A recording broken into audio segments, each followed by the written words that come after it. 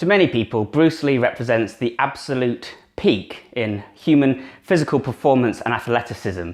He was renowned for his incredibly low body fat, which gave him this wicked looking physique. But what was much more impressive than the way his physique looked was what it could do. Bruce Lee was capable of some incredible feats of power, and he may well have been one of the strongest people alive, pound for pound, during his lifetime. So let's take a look at the way Bruce Lee trained, see if we can learn something from his notes, and see if perhaps we can apply some of the principles he used to our own training methods.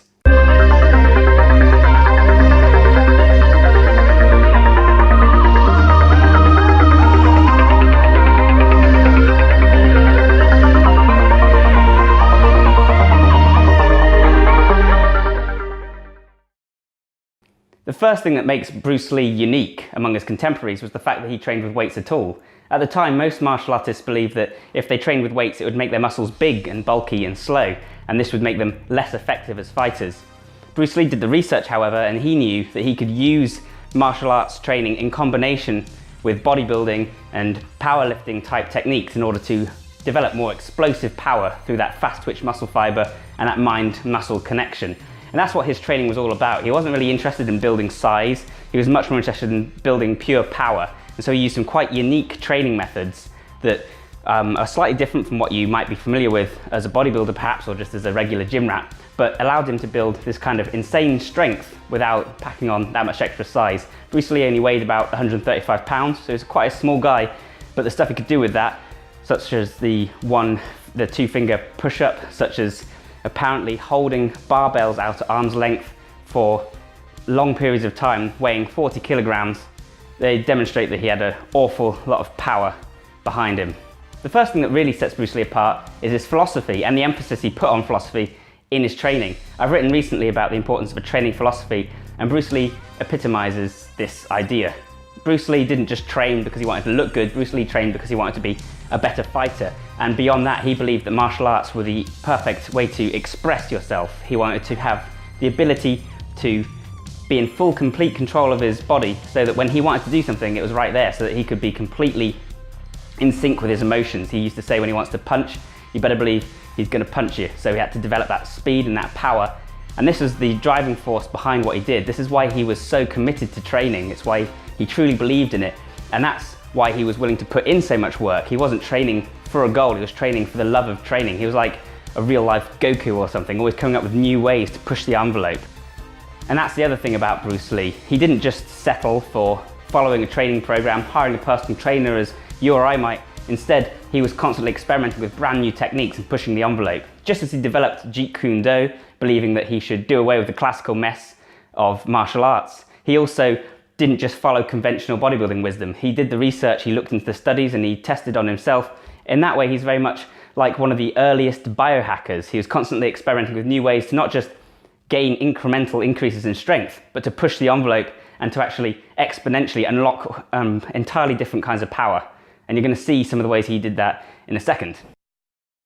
So in terms of just his general training program, Bruce Lee would do a fairly regular combination of compound movements, isolation movements, and CV. He did a lot of functional training, so that means deadlifts and squats and clean and presses, because he believed that would give him more power. You see pictures of him doing one-armed presses, using the muscles in unison in order to make them more useful. But he did also do isolation training. There's lots of images and videos of him doing bicep curls.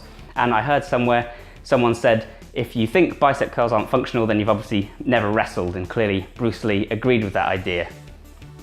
On top of all that weightlifting, Bruce Lee would also do a lot of CV. Apparently he would run nearly every single day when he could, and he was constantly adding progressive overload by running faster, doing tempo runs, trying to push his anaerobic threshold, or even running with resistance, running with weights strapped to his back to make it more difficult.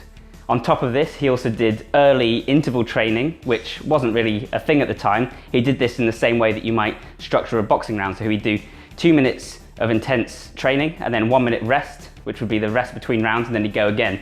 Bruce Lee, like I said, was something of a pioneer, something of a Da Vinci of the body, constantly discovering things ahead of his time, interval training being one of them. Now, many people recommend interval training. But like I said, he's also partial to a lot of CV and steady state CV. And the reason for this is that he believed it was better for his overall ability to continue to output energy for long periods of time. And he explained that if you're going to be a fighter, you really need this ability. It's no good to be able to punch and kick hard if you're going to be out of breath after the third kick and then you have to lie down. He said something along the lines of, if you don't have a good cardiovascular system, then you need to look into a more peaceful activity as your hobby. For that interval training, Bruce Lee would be using punches and kicks and jabs against a heavy bag, which makes sense as a martial artist, and he would also train each of his different strikes on different days, splitting them like a bodybuilder might split body parts. He'd do kicks on one day, punches on another day, etc. So when you combine all that, the running, the lifting, the striking, you realise that Bruce Lee was just completely dedicated to his training, and it's no wonder that he had this incredibly low body fat and just looked like something out of a comic book, because you know, if you're going to train for those kinds of hours, then that's how you're going to end up looking. And like I said, Bruce Lee used some more interesting training methods as well. He didn't just do lifting. When he was doing his weight training, he thought a bit outside the box again, and this is where he came up with some really unique and interesting ideas. One of them being speed training. So on these days, Bruce Lee would try and increase the challenge of his workouts, but he wouldn't do it the way most of us do it, by increasing the weight or by increasing the number of repetitions. Instead, he'd do it by increasing the speed at which he completed the workout. So the same workout, but try and complete it faster times. A little bit like something that CrossFitters are doing these days. But the reason this was interesting to Bruce Lee in particular is because when you use explosive fast movements, you're essentially engaging more fast twitch muscle fiber. You're telling the body it needs explosive force. And the body can't tell the difference between resistance and acceleration. Force is force. That's what it needs to generate to go fast. That's what it needs to generate to lift something heavy. So by lifting the same weights faster, as far as the muscles are concerned, it's the same thing as lifting them heavier. It'll engage more fast twitch muscle fiber, but it probably won't result in quite the same muscle damage and micro tears, meaning that he could potentially develop more strength without creating quite so much hypertrophy. Apart from anything else, this is just a great way to mix things up, and I recommend trying it, and you'll see right away that it definitely challenges you in a slightly different way to what you're perhaps used to. So why not give that a go? Another thing Bruce Lee did that was quite different was he used a lot of isometric training. Isometric, of course, means that you're holding, it's the opposite of plyometric. Instead of explosive movement, you're holding one position. So for instance, you might hold the bicep curl position using dumbbells, and then slowly allow them to drop as you completely use up all of your strength. Bruce Lee believed that because you're holding it in the point where there's the most resistance, where it's the most difficult, as opposed to having the arm straight or up here, you're engaging the most strength. However, at the same time, you're not going through the full range of motion, so Bruce Lee knew that you need to combine this kind of training with regular training. What I just described there, where you're holding the weight and letting it gradually fall, that's called yielding isometrics. That's where you're holding the weight and then letting yourself fatigue. But that's not the only type of isometric training Bruce Lee used, and it's also probably not the most interesting. The most interesting kind of isometrics that Bruce Lee would use was called overcoming isometrics. And here what he would do is he'd hold on to a really heavy weight that he literally couldn't lift. So for instance, he'd lie under a bench press and he'd load up the bar to be 200 kilograms or 300, who knows what Bruce Lee can lift, and then he would just strain to try and push it. He did the same thing with squatting. He'd have a squat rack where the bar was on his neck, but it was locked in place, so he'd just try and push up this bar that wasn't going anywhere. Likewise, he would do the same with curling by chaining a bar to the ground and then trying to curl it. Obviously, he could not. You hold that position for a few seconds, let it go, and try again. This is the definition of what happens when an unstoppable force meets an immovable object, Bruce Lee being that unstoppable force. I've actually talked about this kind of overcoming isometrics in the past, and again, what makes it interesting is its ability to recruit those faster twitch muscle fibers. When you're pushing against something that won't move or pulling against something that won't move, again, your brain and your muscle fibers, they don't know the difference between something that's locked in place and something that's just really heavy. So to begin with, you're just pulling and pushing as hard as you can, and you're recruiting all of the fast twitch muscle fibers. So you're training your ability to exert maximum strength at a given time. Not only could this potentially strengthen those fast twitch fibers, but more importantly, it can strengthen the mind-muscle connection. The mind-muscle connection is a concept in bodybuilding that describes obviously the connection between the mind and the muscle from the brain, through down the nervous system, through the neuromuscular junction, and then to the muscle itself. When you tell yourself to move, you send the signal, it travels there, and then you recruit a certain amount of muscle when you need to. different people have differing levels of muscle fiber recruitment, and it tends to be anywhere between 30 and 50%, 50% being a highly trained athlete. So even a highly trained athlete can't call upon all of their muscle fibers at once, because if they did, they could cause injury to their tendons and ligaments, and they could likewise completely fatigue themselves, which in the wild would leave you completely vulnerable to predators. Dennis Rogers is a guy who can naturally, by genetics, call upon more muscle fiber. It's been shown in studies, and this gives him fantastic strength for his size. He's a small guy, but he may be currently one of the strongest men pound for pound. Look him up online, he does some incredible things. So Bruce Lee was potentially training this kind of recruitment by doing overcoming isometrics, by trying to encourage his body to recruit as much muscle fiber as possible. It's just the simple said principle, specific adaptations to impose demands. If you call upon your fast twitch muscle fiber, you will learn to be better at calling upon your fast twitch muscle fiber. Bruce Lee also trying this mind-muscle connection in another way, using something called isotension. That just means contracting the entire body. Following a workout, he would then stand up and contract the entire body. This is very similar to bodybuilders who might pull a pose straight after doing a set of curls, except for the difference being he wasn't just doing the bicep pose, he'd be doing an entire body, most muscular kind of engaging the entire musculature.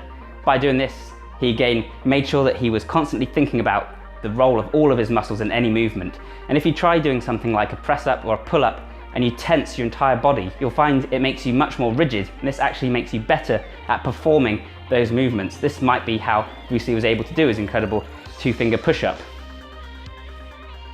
If you think about it, when you're locked in place like this, you're rigid as opposed to letting your kind of waist sag and your arms and legs sag, and that means that it's much easier to move this rigid platform than it is to move something that's wobbling around.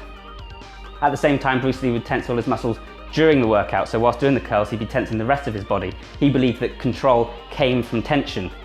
And this makes a lot of sense when you're doing an isolation movement, because if you tense the rest of your body, it essentially removes any momentum and any possibility that you might be helping the target muscle. So it actually improves the isolation, allows you to train it much harder.